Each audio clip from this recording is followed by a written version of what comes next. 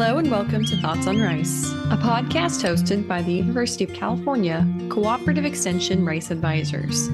I'm one of your hosts, Sarah Marsh, Janish, and I'm a rice farm advisor for Colusa and Yolo counties.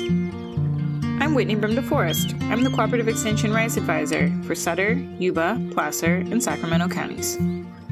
My name is Luis Espino. I'm the Rice Farming Systems Advisor for Butte and Glenn counties.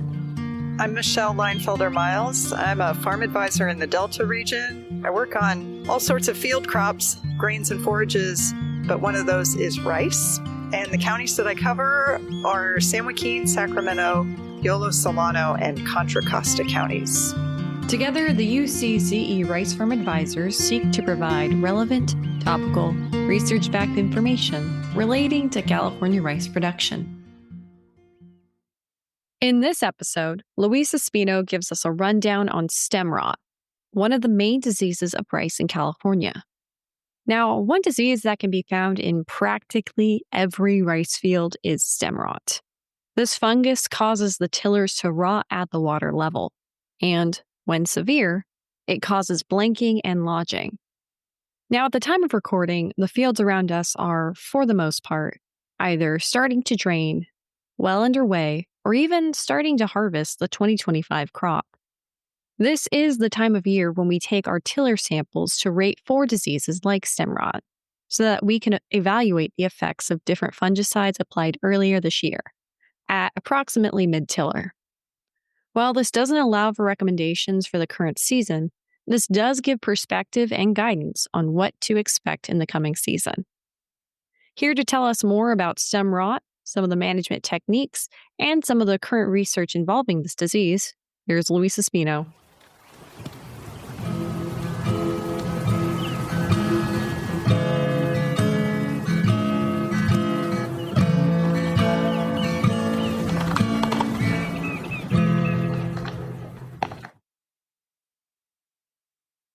Luis, thanks for making the time to be here today. I know it's a busy time of year. Yeah, it's coming to an end, so there's light at the end of the tunnel. Yeah, I have to say, I get really excited when I see all the combines and the bank out wagons start to enter the fields. One, because it's an exciting time of year and I love the smell of rice harvest, but also because it kind of indicates that, okay, we're almost to the finish line. We're getting to the end, yeah. So, Luis, I got to ask you here today because I wanted to talk about stem rot, which is a disease we've been talking about quite a bit these last few weeks because you have been in the thick of doing stem rot ratings. And so I thought it might be a good idea for us to hop on here, talk a little bit about what stem rot is. And so for that, would you mind just giving us a quick briefer on what the symptoms of stem rot in rice are? Yeah, so stem rot is a very common disease and is caused by a fungus. What happens is the pathogen infects the tillers. It starts with the leaf sheaths at the water level.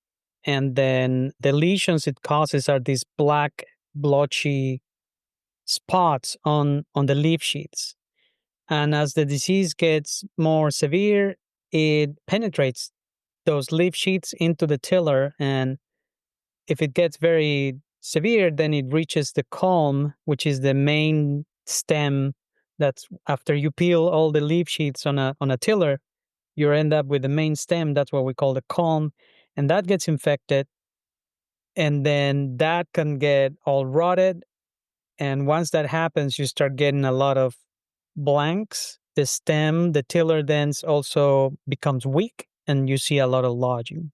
And so, yeah, those are kind of the symptoms and what the disease causes. And so it's because that stem becomes rotted or overall weakened that it starts to fall over, starts to lodge, and might also bring some of the surrounding plants down with it as well, right? Yeah, and it has a characteristic look. So, a lot of years we see a lot of rice lodging, and that's kind of normal, This year seems like we're not having...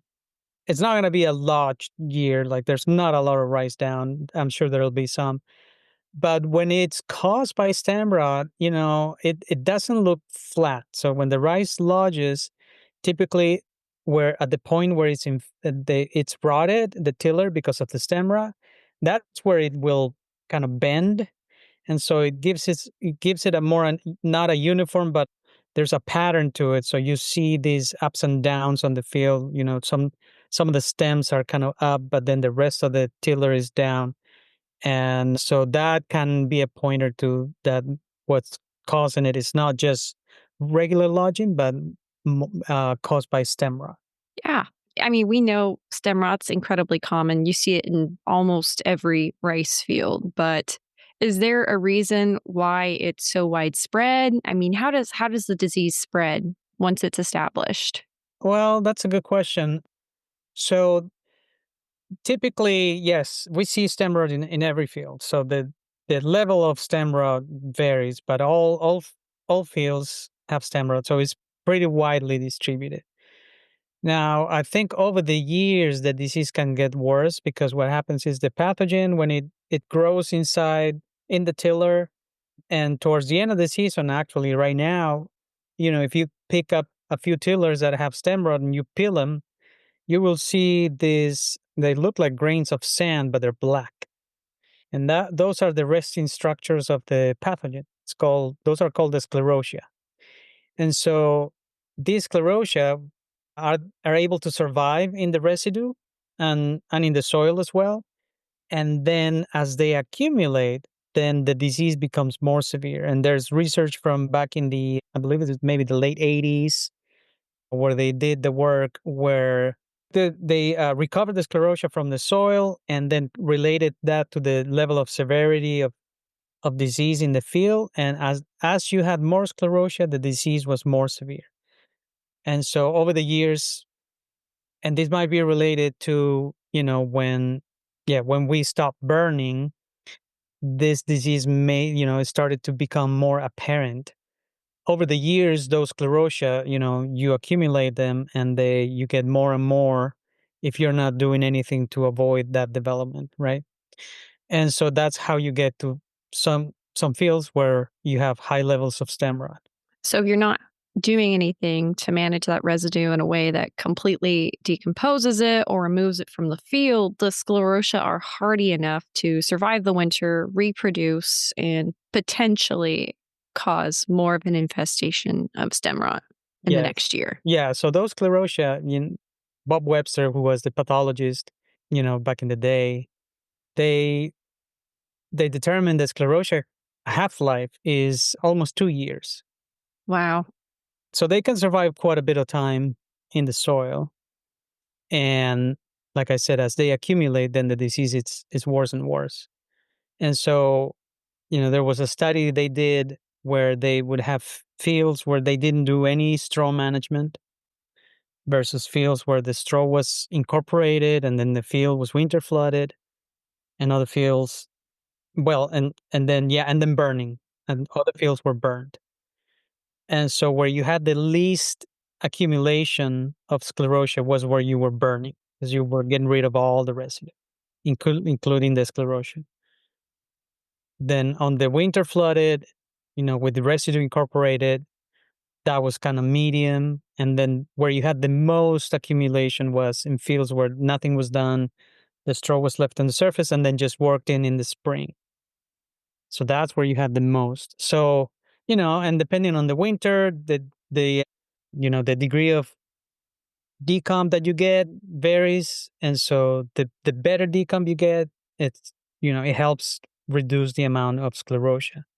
And the other thing also, so, the sclerotia survives in the straw.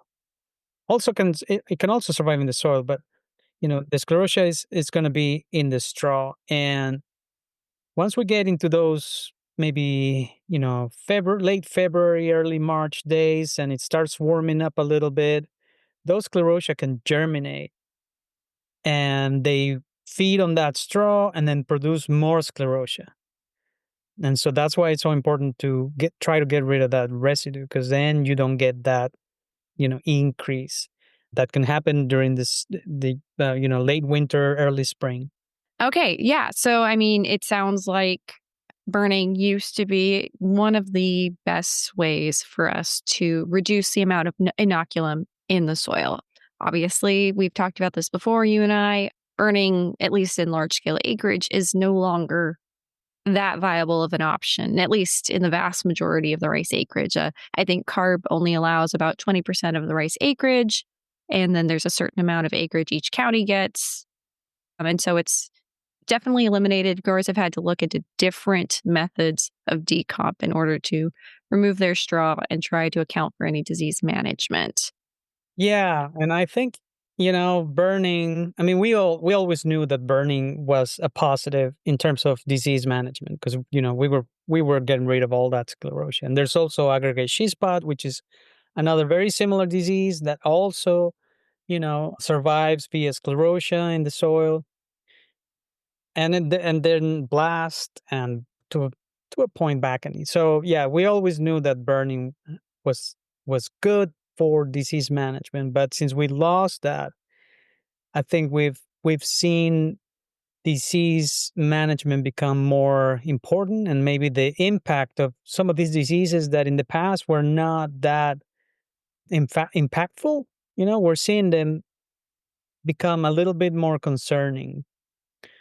And so, yeah, the management strategy still is to try to do the best you can when it comes about managing straw and decomposing straw, getting rid of that straw. Now, I don't think there were any studies looking at baling, but baling can be very variable.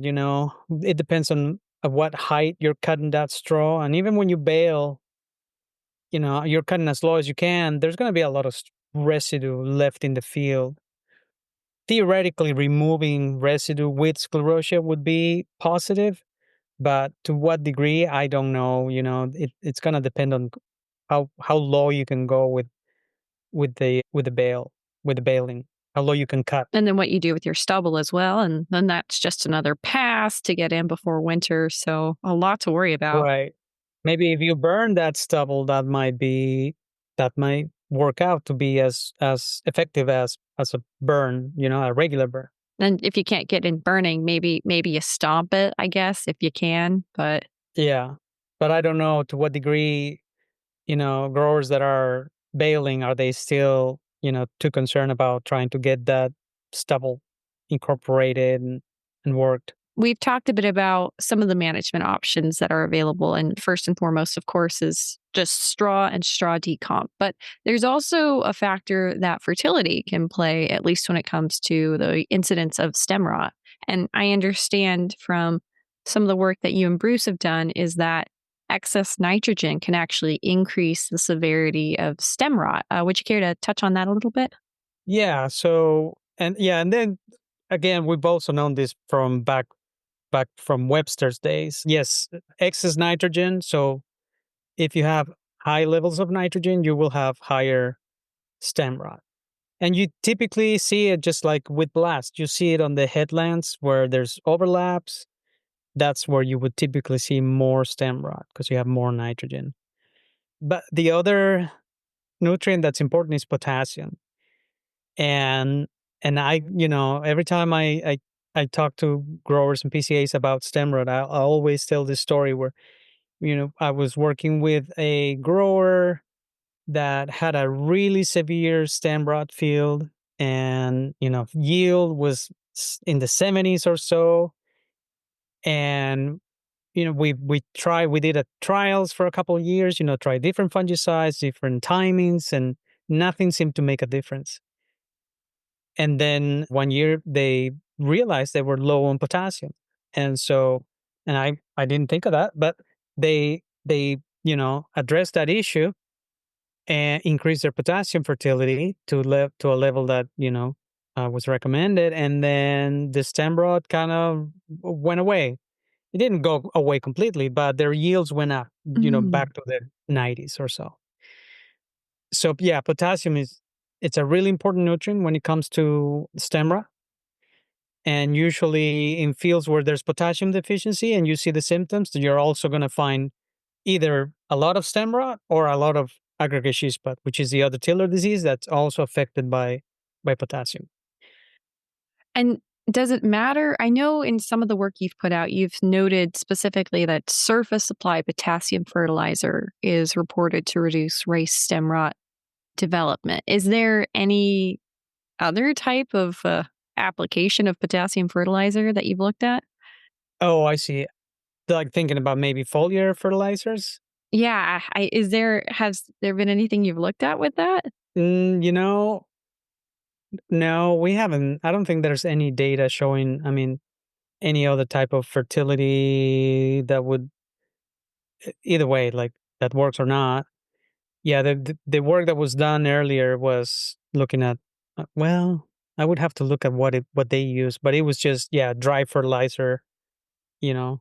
What we don't know is, so usually we put the potassium with the phosphorus either as a, early before when we're doing field work, or you put it later, about 20 days after planting, because just to avoid the scum with the phosphorus, if most likely putting phosphorus as well. Well, we don't know if later applied potassium would be as effective, and that's out there. And that might be something that might be worth researching a little bit, because some cases you don't realize that you have a deficiency or a potassium or a stem rot issue until late in the season. And so at that point, would it be worth putting some potassium in? Would that correct some of the deficiency? We don't know. And then another, I guess, cultural management option when it comes to stem rot is also your varietal choices. And I know that I think I've read that the shorter season varieties, your M105, your S102, Kalmochi 101, I think it is, they might be more susceptible to stem rot and the other diseases rather than maybe mid-season. So 209, 210. Is there a reason for that, Luis? Yeah, so I think it's just we have with later season varieties like N211, you have a thicker, more structurally strong tiller, say an M105. And yeah, we've seen that in trials. We did that 3 years of trials comparing varieties, and we did see that these varieties with thicker tillers had developed less stem rot. They still developed it, but the severity to which they developed it was less than the thinner tiller varieties. And also, something to keep in mind is all the varieties have different responses, and so the varieties from the rice experimentation, when they put them out, they do have a stem rot score, and so one could compare those scores, or I don't think growers are going to choose a variety based on that, but you can see what the score is to have an idea, and compared to say an M206 or an M210. But yeah, I think in general, varieties that have thicker, bigger stems or tillers tend to develop less severe stem. I have heard that about 211, that it leaves a lot of straw behind and it's got really thick stems. So that makes sense. It's possibly more structurally sound, more able to resist. Yeah, somehow, we thought about it. What could it be? But I don't have a good answer, because the tiller is there's nothing inside the tiller. It's just the tiller is just a structure, and then inside the tiller there's nothing. So it's not like the tiller is thicker. They're all about the same thickness, but maybe just the tiller being bigger allows the plant to be able to withstand that stem rot better. There's still some tissue by which the plant can move nutrients up to fill those kernels. But anyway, yeah, we measured tillers and we did find that thinner meant higher severity. So, I mean, there aren't a ton of options when it comes to chemical control of these diseases. In fact, I remember a talk you gave, I think last year, when you were talking about fungicide treatments. And then your next slide was just saying, like, and basically we've got Quadris. Because Yes. in California rice, it's pretty much azoxystrobin and occasionally propiconazole, right? Yeah, and I don't think propiconazole has much of an effect on stem rot. Uh, But yeah, it's one active ingredient we have, azoxystrobin, and we've done quite a few trials over the years, and we do see a reduction in severity. It's it's not huge. It's a maybe 20-30% reduction, especially when stem rot severity is it's moderate to maybe high. But if it's very high, then it's very difficult to control it, to reduce that severity. But anyway, yeah, with azoxystrobin, we can reduce the severity when we apply the fungicide at the early heading stage.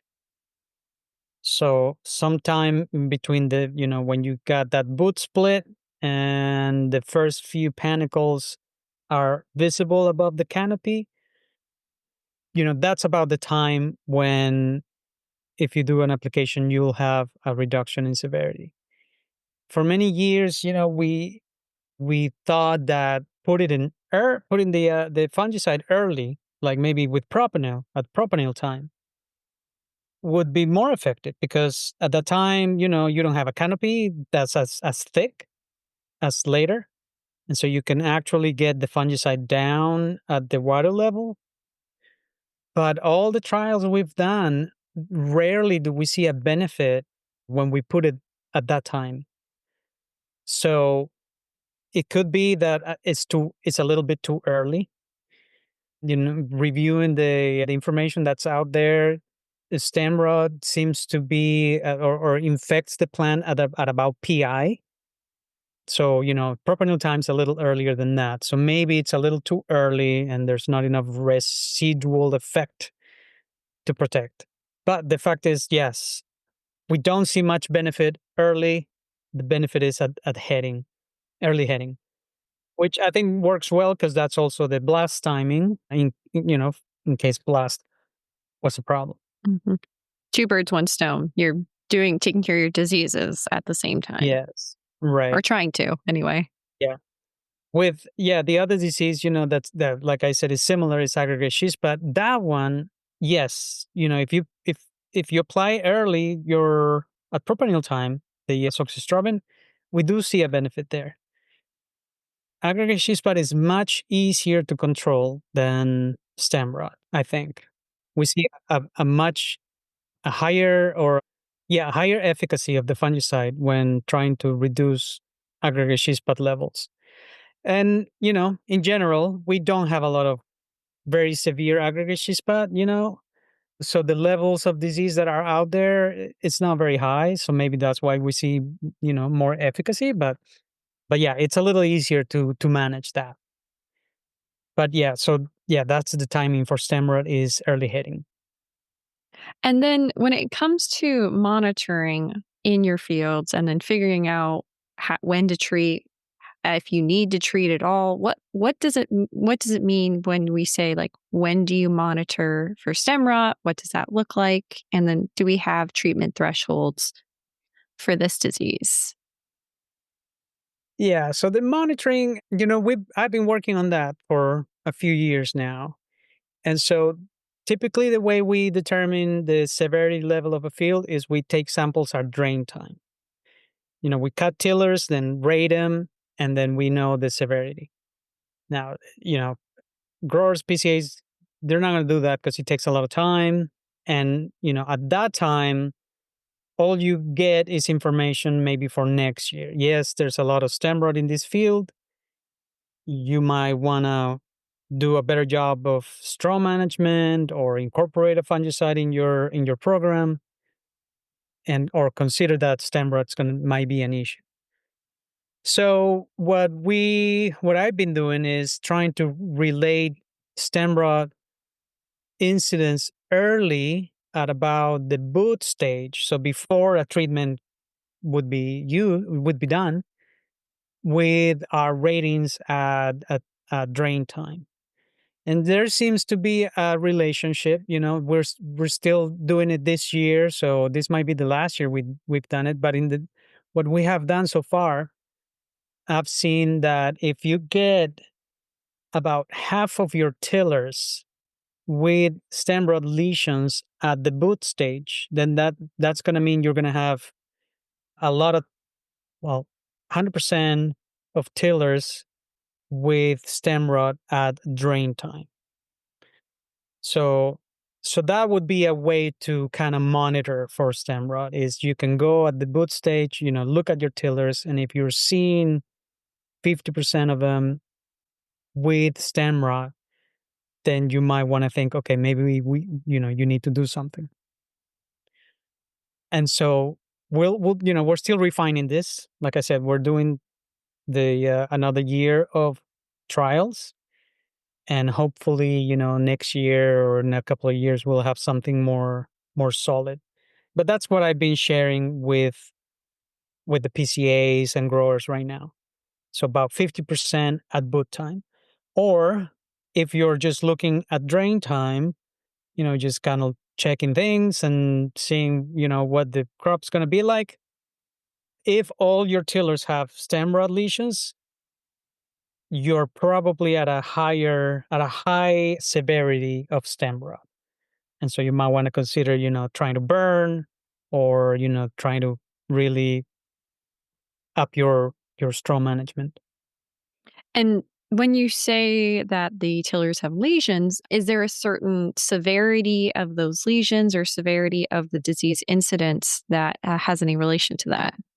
No, just if you can just see the lesion, that means that the disease is there. Yeah. So, Luis, when you say that we're doing ratings at drain time for tillers, let's talk about what that looks like. What does it mean when we take the crew out there and take a bunch of tillers, and then how do we figure out how much stem rot's out there? Yeah. Yeah, and again, we do this for research purposes. So this is not something that we would expect growers or PCAs to do. But so what we do is, we have our plots, and we go into our plots. We take a 3 handful of tillers from different areas, and then we just randomly select 50 tillers, and then each of these tillers we start peeling them and looking for stem rot lesions. And so if we only find stem rot on the outer leaf sheaths at the water level, then we give that a rating of 1. If we peel that and we see on the next layer, the next leaf sheath, there's a lesion there, then that would be a level 2. Then you continue peeling until you get to usually after that you get to the main column, the main tiller. And so once you get to the main column, if you see a lesion on that, then that's a level 3. And then if that column is rotted, so it's black all around, and you open it up, and you can see the actually the white mycelia growing inside, then we consider that a level 4. And obviously, if the tiller's healthy, which we also find healthy tillers, those would be zeros. And so that's how we rate. And so we rate, then we count how many tillers for each level, and then we calculate like a weighted average, sort of, and that gives us our severity index. And what we found is when we are at a level 2 or more, that's when you see very high numbers of tillers will show lesions. So the incidence is very high, but you cannot differentiate just looking at incidence, or so the number of tillers, that are infected. You cannot differentiate between a 2 and a 3. It's just 2 and above, it's always 100% incidence. So that's why we say, if you're 100%, you're probably severity 2 or above. So it can be very severe. But like I said, that's we do that for research. Now, sometimes when we go out to the field, we show a grower or PCA what it looks like. You can peel those leaf sheaths and then look at the culm, and if it looks nice and clean, well, you can feel, comfortable that there's not the stem rot is not very severe. But if you start finding a lot of tillers with lesions in that main column, then that means that, yeah, that is a severe stem rot. Yeah, thanks for explaining that, Luis. So, Luis, obviously, you get a lot of disease calls, and especially at this time of year. Do you have, I guess, an estimation or just a guess on if this is a high disease year or if this is just kind of a low level disease year across the region?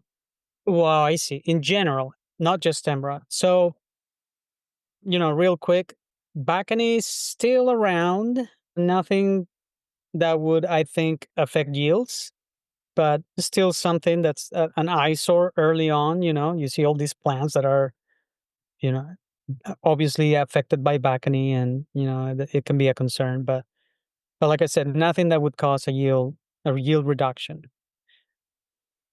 Aggregate sheath spot is typically not a very important disease, so we see it every now and then, but I've never seen it very severe as to be of concern. Stem rot, the fields that have it, they will continue to have it, and fields that do not have it, they might increase or decrease. That how severe stem rot is kind of tends to be pretty stable. Now, the other disease that varies quite a bit is blast, and there's been some blast this year. Most of the fields I've seen have been in the northwest side of the valley, so Glenn County near Willows. Some fields have been severely affected, where I think they're going to have a yield loss. Other fields, there's just spots, the nitrogen overlaps. That's where you see it. There was some leaf blast early on. I did not see it until later, until, just last week where I was looking at some fields. But there was a little bit of leaf blast. And so we'll see in these fields if they actually see much of a big yield loss. But some fields, the disease came late. And so the panicles were already, filled. So hopefully those are not going to be too affected. So overall, up in Willows area, yeah, blast was present. Everywhere else, I really haven't seen much any blast. And smut, I have seen very little smut, very very little. So, best way to avoid smut is let me put a trial in your field. So anyway, yeah, I think those are our main diseases. Yeah, we're pretty fortunate. I mean, knock on wood, here in California, we don't have the disease pressure that other areas do, and grateful for it. But it always makes us a little nervous, I think, if we do start to see a bit of creep up in disease like we did a couple of years ago with that blast infestation. Yeah, we're lucky. So this is unrelated, but so in the southern U.S., Louisiana, Texas, Arkansas, now they're finding the rhizal facet, which transmits the hoja blanca virus, and so now they have a new disease they have to worry about, and hopefully we won't have to worry about that. But it's good to keep an eye out for this this bug. Luis, is there anything else you want to share? Any upcoming events or information you want to share with the crowd here? So yeah, I was thinking that with this year, I had one experiment where I was looking at the effect of top dress on stem rot. And so, some of the work that Bruce has done has shown that it's better to put all your nitrogen up front as aqua. And if you don't need a top dress, then don't put it. If you typically put a top dress, instead of putting those 30 pounds of nitrogen, at that time just add your aqua, increase your aqua by 30 units, and don't top dress. And some people have adopted that, but I was wondering, well, does the top dress have any effect on stem rot? Because we're putting the nitrogen right about the time when stem rot becomes to be a problem.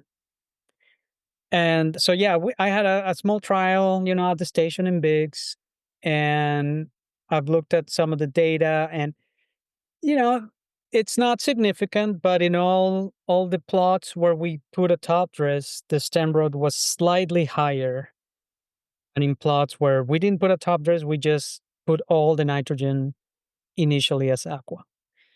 So, it was just a kind of, let's see what happens. But I think I'm going to do it again next year.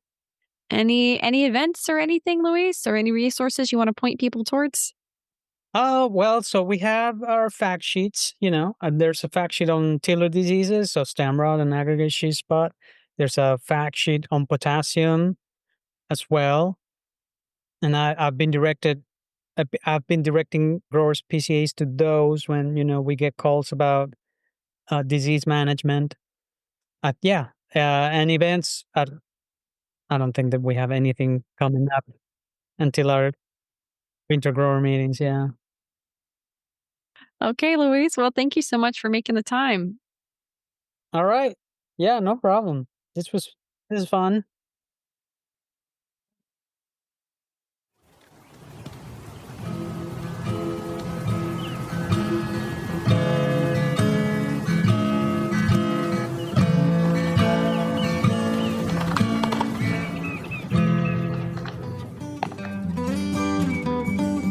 Now, we don't have any upcoming rice events, but there is an upcoming event with the UC Master Gardener program based out of the Colusa office. The Colusa UC Master Gardeners will be hosting a pumpkin centerpiece workshop just in time for the fall season on Thursday, October 16th from 6 to 8 p.m. in the Colusa Industrial Properties Conference Room. Registration is required for this event. You can visit our office or call in to save your spots. And you better save your spot pretty quick because the spots for this workshop go pretty quickly. If you have any questions, please reach out. The number is 530-458-0570. There is a cost associated with this workshop. It is $30 per person, and that includes all supplies needed to take your lovely pumpkin centerpiece home with you just in time for the fall season. We've also been asked to make an announcement on behalf of the Western Region Certified Crop Advisor Program, also known as WRCCA. They reached out to us to ask us to help celebrate some accomplished individuals that they honored at the WRCCA annual meeting this past week in Visalia, California. The WRCCA program is committed to refining the knowledge and skill of those making decisions in the field. CCAs play a vital role working with producers to ensure sustainability and long-term success. For more information, visit wrcca.org. WRCCA announces the 2025 CCA of the Year and Alan Remander Scholarship and Mentor Award Program winners. The award for Certified Crop Advisor of the Year in the Western region acknowledges a member's exemplary dedication and contributions to agriculture as a certified crop advisor. WRCCA is excited to announce the 2025 CCA of the Year recipient is Eric Pooler. Eric's career has focused specifically on wine grape production, spanning time with many of the most distinguished wineries and farming operations within the U.S. wine industry. Congratulations, Eric. The Alan Remander Scholarship and Mentor Awards program honors the life work of dedicated agriculturalist and leader Alan Remander, 1941 to 2019. Alan Remander was one of the first CCAs in California, and his passion for agriculture created a lasting impact on those around him. We would like to congratulate the following individuals for receiving a scholarship. In the South Valley, we recognize Carlos Vega Lara, hailing from Parlier, California, and attending Reedley Community College and majoring in plant science. Next year, he plans to transfer to Fresno State to earn a bachelor's in plant science with a minor in agronomy, while gaining experience to take to the Certified Crop Advisor exams. In the North Valley, we recognize Reed Scott from Yuba City, California, currently pursuing a major in integrated plant sciences at Washington State University. His goals include obtaining a CCA, PCA, and QAL to further his value in education in the industry.